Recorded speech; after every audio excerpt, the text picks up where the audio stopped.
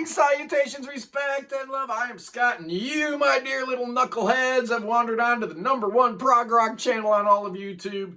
Oh, I just love saying that because it's just absolutely ridiculous. Please forgive me, boys and girls, cats and kittens. Welcome to the program. Today, we're going to be talking about putting together the dream prog supergroup. It's something I've thought about ever since I was a little kid, right? And I'm sure you guys have too. If you had the power to, put players together from various bands and create your own group to your own tastes, oh, yeah, it would be great to have that power. Dead or alive, we're going to include, it doesn't matter, they don't have to be alive, right? We're gonna bring them back from the dead, put them in our supergroup, and yeah, I was thinking about all kinds of different things, and what are we looking at as far as criteria here? Well, first of all, I want to make sure that there's a few guys that can sing in the band, right? So I'm gonna put a lead singer in there and a couple players that can actually provide some backing vocals. Songwriting, also a big part. I want to make sure I've got some dudes who can actually perform, but also write, because it doesn't matter if you've got, the best players in the world. If they can't write any good material, probably not going to be a good band. And then the only real criteria I'm using here, and you can do whatever you want. Let me know in the comments the super group you put together. But for me, I'm doing one per band, right? Yeah. Because honestly, if I'm putting together my supergroup, it would be Yes circa 1972. That's my lineup right there. But we can't play that game. And as a result of my favorite bands as a kid, Yes and Genesis both being 5-piece bands, lo and behold, yeah, I'm going with a 5-piece band. I thought about expanding this thing out, right? First thought I had was Ian Anderson, right? I would love to have my singer be able to play a second instrument. And that led me also to Peter Gabriel, who also could play the flute a little bit. How about Robbie Steinhardt? That'd be a good addition if you want some violin, but I'm going elsewhere. I'm finding my violin player elsewhere. And then I thought about Steve Walsh. Adding keyboards to his amazing vocals. And if I was going to go with the 6-man lineup, Kerry Livgren would probably be an outstanding choice. His songwriting, his versatility as a musician. But I'm going with a 5-man group. And here's what I came up with. And again, let me know what you guys think. I'd be real interested to see what supergroup you guys put together. I'm going to start with the rhythm section, right? And the foundation of the band, right? Even when you're laying tracks down in the studio, man, you got to start with the rhythm section. And I'm doing the same thing here, and I'm starting with the drums. Oh, yeah. I thought about Mr. Mike Portnoy. I thought about Mr. Bill Bruford. I thought about Neil Peart. But at the end of the day, I'm going with Phil Collins as my drummer for my supergroup. I love Phil's drumming. I think he's amazing. He's innovative, technically perfection, got that jazzy feel. He can play anything. He's powerful. He's tasty. Phil in his prime was as good as anybody. Listen to The Lamb Lies Down on Broadway if you have any doubts whatsoever about Phil Collins behind the drum kit. And as I was saying, a couple of the criteria included I needed some backing vocals. Wow, Phil Collins as your backup singer, that ain't bad, right? And I also wanted some songwriting ability. And again, Phil, checks every box there. So Phil Collins is going to be my drummer in my prog rock supergroup. And who's going to be playing the bass next to him? Well, obviously, Mike Rutherford's no longer in the running since we're doing the 1 per band rule. Let's see, Chris Squire took some consideration. I thought about a lot of different people, but I am going with Ray Schulman. Oh, yeah, Ray Schulman from Gentle Giant will be my bass player.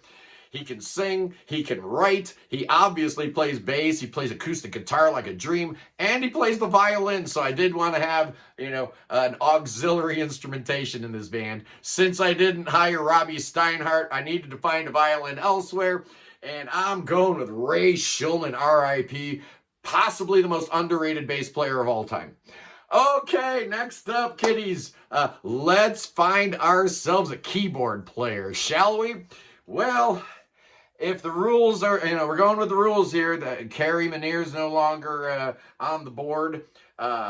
Tony Banks is no longer on the board. So we've got Rick Wakeman as a possibility. We've got Richard Wright as a possibility. We got all kinds of people as a possibility, man. But I want some pyrotechnics, man. I love prog rock that's bombastic, over the top, just crazy, pompous, arrogant, pretentious. It's Keith Emerson, man. It's got to be Keith Emerson because I want this band to be exciting on stage, right? And nobody brought the smoke from that keyboard position more than Keith Emerson, you know, jamming knives in between the keys of his Hammond organ, flipping the thing upside down. Just incredible.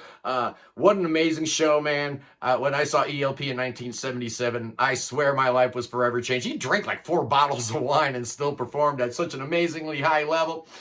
Great songwriting ability. Guy's a super duper composer, and that's one of the most important components for me. Again, I don't care how good the players are if they're playing crappy songs. Who cares, right? Yes, open your eyes. You know, so that is going to be the only drawback to Keith Emerson is that he doesn't sing. But that's all right, because so far we've got Phil Collins and Ray Shulman. Oh, I wonder who the lead singer is going to be over the top of that. Well, you know, we'll get to that in a minute. First of all, we got to figure out who's going to be our guitar player, right? And again, my band, I wanted to be show-offy, pyrotechnically sound and crazy and just OTT to the max, and that's Robert Fripp. Yeah, you think prog rock, it's hard not to think of Robert Fripp. Would he get along in this band? I don't know. Clearly, he would be the Hitler of this band for sure. But I want somebody that can create this entire mood. And he can play the mellotron, right? It's another reason I picked on Robert Fripp for this instead of like Steve Howe or something like that. I'm going with Fripp because Keith Emerson doesn't play or did not play the mellotron. He hated it. He never did. Well, you know, we could have old Robert Fripp play the mellotron, right? And have Ray Shulman switch over to guitar if he wanted to. It would totally work, man. It absolutely would. Obviously, Robert Fripp's a great composer. He's not bringing any vocals. That's the only drawback to Mr. Fripp. Not bringing the vocalist to the tally. But you know what? He worked with a vocalist on their third album that I'm going to put in the lead singer spot. Yes, I'm going with John Anderson.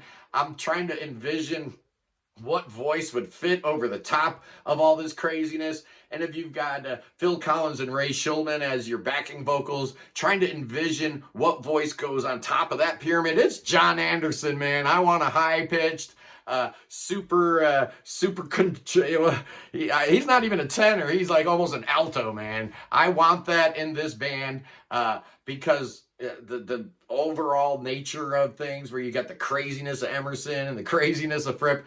I didn't need like a soulful kind of voice over the top of that. I wanted a John Anderson guy. This is a prog rock supergroup, right?